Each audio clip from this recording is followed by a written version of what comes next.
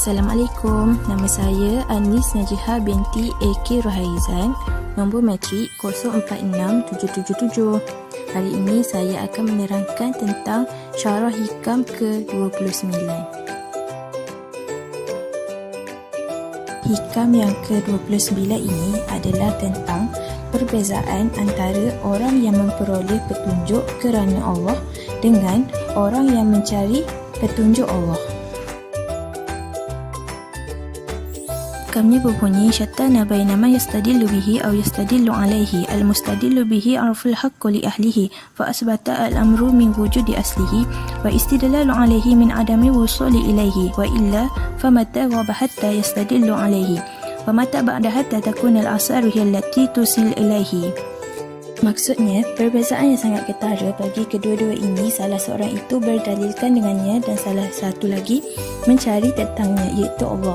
Adapun seseorang yang berdalil dengannya dapat mengenali kebenaran itu bagi ahlinya dan juga dapat mendatangkan bukti akan kewujudan sesuatu perkara.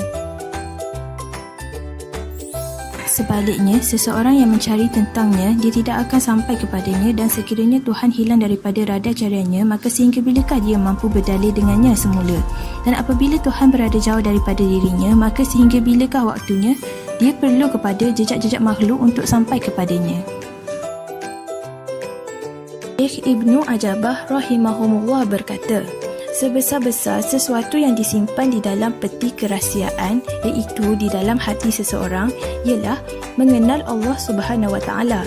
Ianya terbahagi kepada dua bahagian.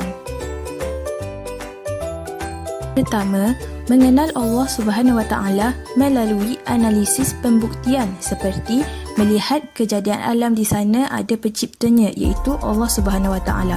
Kedua, mengenal Allah Subhanahu Wa Taala melalui penglihatan pemahaman seperti membaca Al-Quran. Hukum daripada hikmah ini ialah pertama, perbezaan yang ketara antara dua golongan, iaitu golongan yang mengenal Allah Subhanahu Wa Taala berdasarkan makrifah yang sebenar dan golongan yang mengenal Allah Subhanahu Wa Taala berdasarkan makhluk. Makrifatullah hukumnya wajib ke atas setiap mukallaf seperti yang dinyatakan dalam tasawuf. Kalimahnya ialah awwaluddin makrifatullah, yang bermaksud peringkat pertama dalam agama adalah dengan mengenali Allah Subhanahu Wa Taala, iaitu adalah keutamaan tauhid. Berkata Ibnu Athaillah As-Sakandari, ketahuilah sesungguhnya dalil ditegakkan kepada sesiapa yang belajar mencari kebenaran dan bukan kepada yang menyaksikannya. Ini kerana yang bersaksi ini tidak memerlukan dalil disebabkan makrifah menyuruhnya menyaksikan segala wasilah secara kasbi, usaha dan seterusnya secara darurah, tanpa usaha. Begitu juga makhluk tidak perlu mencari dalil kerana Allah Subhanahu Wa Taala tidak perlu kepada dalil. Ada ahli syuhud yang berkata, ajibu liman yabghi alaika syahadatan wa antallazi ashhadtahu kulla mushhid. Kata-kata tersebut membawa maksud, iaitu hairan bagi siapa yang meminta bukti yang nyata tentangmu, iaitu tentang Allah Subhanahu Wa Taala, sedangkan kamu mengatakan setiap sesuatu perkara dengan nyata dan jelas.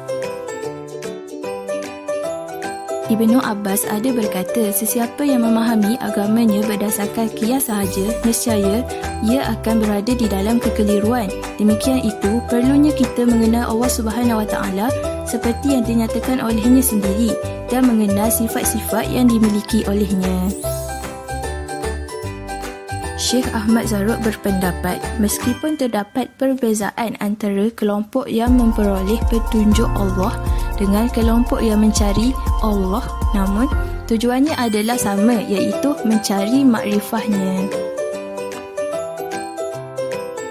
Kesimpulannya, Allah Subhanahu Wa Taala adalah wujud yang mutlak, bukan muqayyad, iaitu terbatas ataupun terikat.